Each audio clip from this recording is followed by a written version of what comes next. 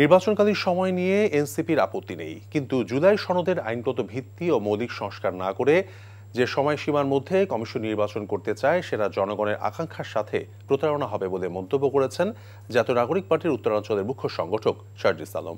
বিকেলে মৌলভীবাজার শহরে এক অনুষ্ঠানে তিনি একথা বলেন।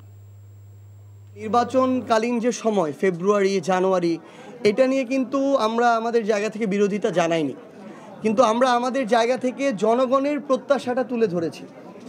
আমরা বলেছি যে মৌলিক সংস্কারগুলো যদি না হয়, এত বড় যে একটা গণহত্যা হলো, এটার যদি আমরা ন্যূনতম বিচারিক প্রক্রিয়ার দৃশ্যমান রায় আমরা না দেখতে পাই, তাহলে আপনি যেই সময়সীমায় বলেন না কেন, সেই সময়সীমা এটা জনগণের আকাঙ্ক্ষার সাথে প্রতারণা। বান্ডেল থাকলে প্রতি সেনমানিতে টাকা বাঁচবে। বিকাশ সেনমানি বান্ডেল কিনে জিতুন প্রতি লেনদেনে। এতদিন শুনছি চান্দে অমাবস্যা লাগে, আজকে দেখলাম সূর্যে অমাবস্যা লাগে।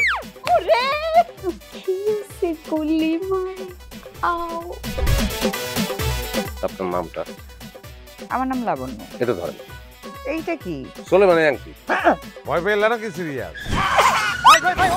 আমগো চোখে তো এখন কাঠের চশমা। দুইটা খেজুর কাটা নিয়ে চক্ষু দুইটা উঠানো হইলে আমারে দান করে দিন। কারো পোষ মাছ আর কারো সর্বনাশ। নাই রে নাই, আমার বাপে নাই। এই হারামজাদা, হাতে কি গ্রামের মাসে তোর আটকা জলিল কর।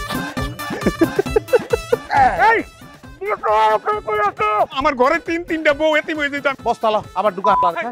এই